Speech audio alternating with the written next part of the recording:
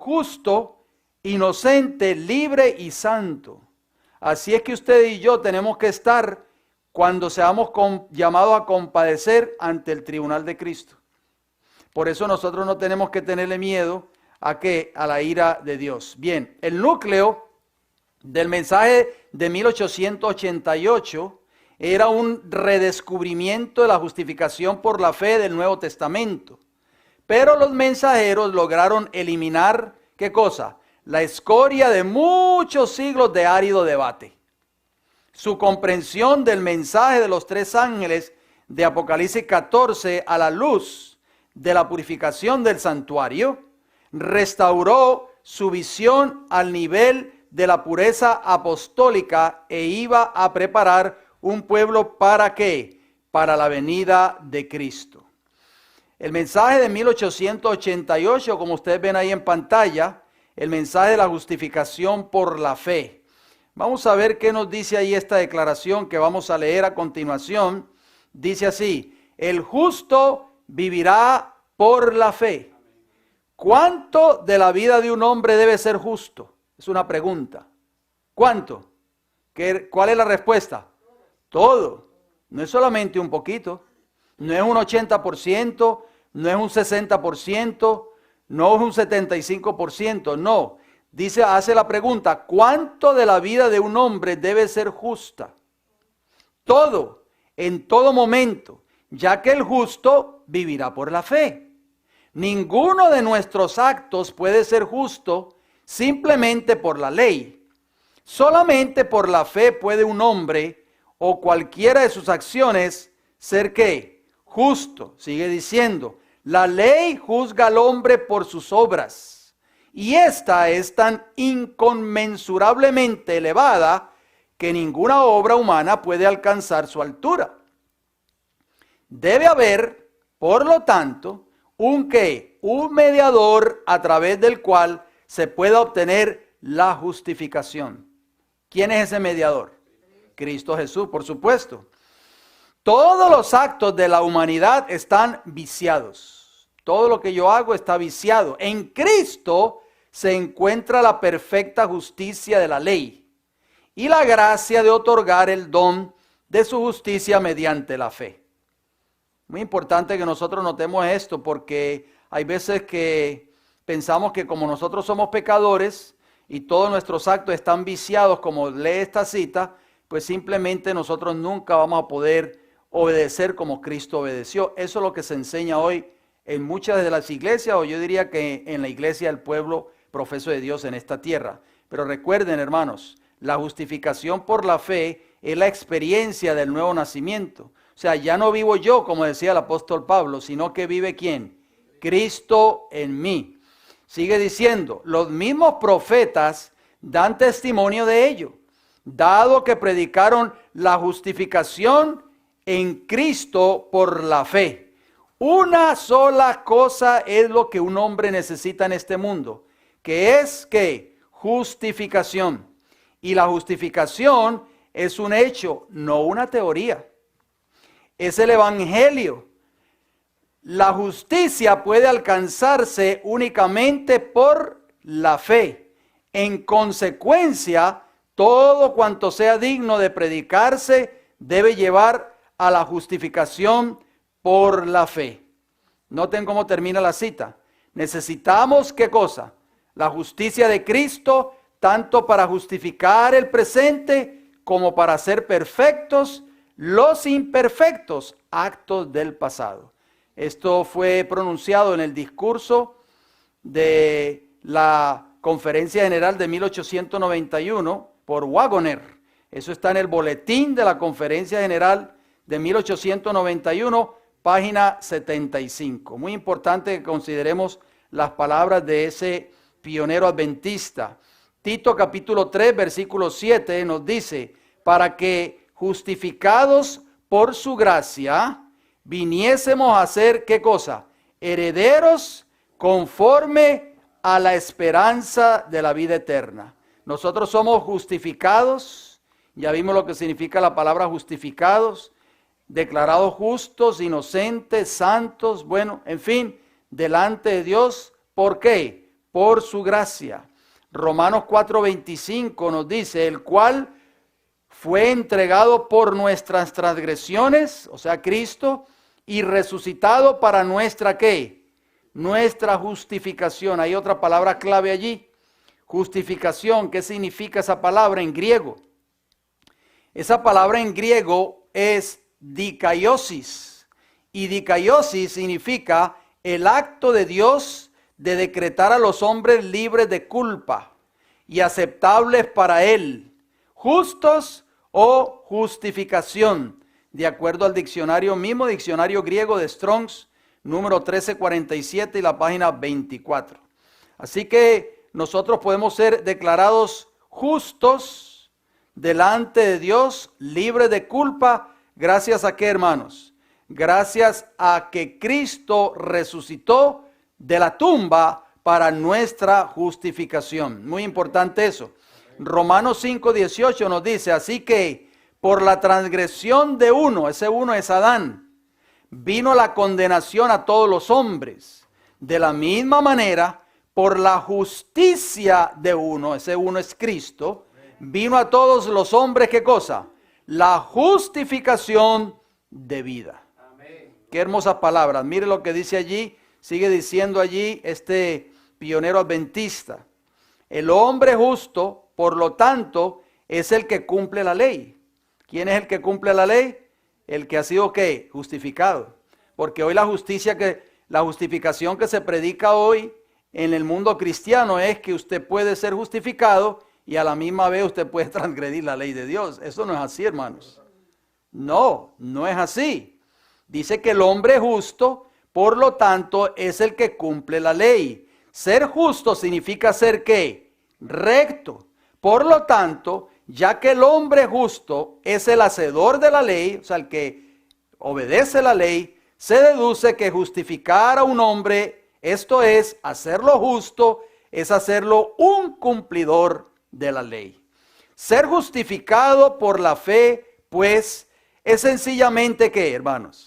Ser hacedor de la ley por la fe. Eso es lo que significa justificación por la fe. La verdadera justificación por la fe. Porque la justificación que hoy se predica en el mundo cristiano es, no te preocupes, solamente tú crees en Cristo Jesús. Eso es todo. Sí, exactamente. Sigue viviendo la vida como tú la estás viviendo. Dios justifica al impío, dice Romanos 4:5. ¿Es esto justo? Ciertamente lo es. No significa que pretenda ignorar la falta del hombre, no. De manera que sea contado como justo aún siendo en realidad impío, sino que significa que el Señor convierte a ese hombre en un cumplidor de la ley. O sea, el hombre justo no es aquel que sigue transgrediendo la ley, en otras palabras. Eso es lo que está diciendo Waggoner. En el mismo momento en que Dios declara justo a un hombre impío, oigan bien, este viene a ser ¿qué? Un hacedor de la ley. Ciertamente es una obra justa y buena, tanto como misericordiosa. Waggoner, esto está en Signs of the Times, o sea, señal de los tiempos, 1 de mayo de 1893. Saben que esto es muy importante, esta declaración, porque esto era lo que se enseñaba en los días de nuestros pioneros, esto era lo que creía la iglesia adventista en ese entonces, pero sucede muy a menudo en la iglesia adventista hoy, y yo sé que los hermanos no se van a enojar conmigo por lo que yo voy a decir, es que muchas personas están siendo bautizadas por cientos y miles en la iglesia adventista. Y entonces los pastores obviamente dicen, bueno, Dios está bendiciendo la iglesia porque estamos bautizando mucha gente. Este año hemos bautizado 200 o 300. Pero muchos de estos personas que son bautizados son personas inconversas. Son personas que no conocen el mensaje, y mucho menos este mensaje, lo que es el mensaje de justificación por la fe. Mire lo que dice la última parte que está ahí en amarillo. En el mismo momento en que Dios declara justo a un hombre impío, este viene a ser un hacedor de la ley. Muchos de estos candidatos que han sido bautizados en la iglesia, los pastores le dicen, no te preocupes, yo sé que tú no conoces muy bien la doctrina, yo sé que hay muchas cosas que tú tienes que dejar, solamente bautízate y poco a poco tú vas dejando todas esas cosas. Eso no es así, hermanos. Es una falsa justificación por la fe. Justificación por la fe, cuando usted decide bautizarse, usted decide hacer un pacto con el Señor, eso significa decide abandonar completamente su vida de pecado.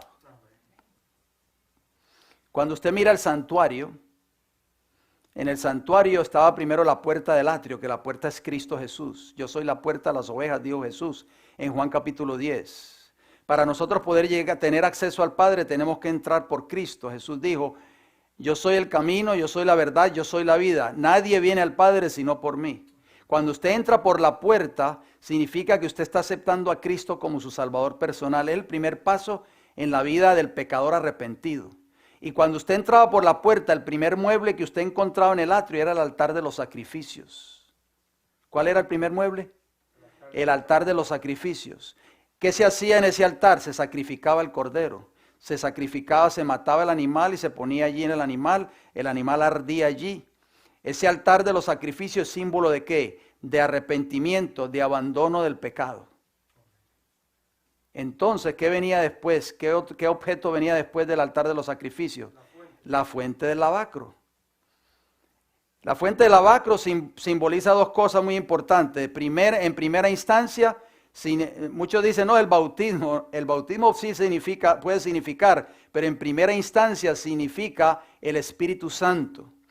¿Por qué? Porque el Espíritu Santo es dado a aquellos que desean abandonar el pecado en sus vidas, se arrepienten como la obra del altar de los sacrificios, eso es arrepentimiento, confesión de pecado y abandono del pecado.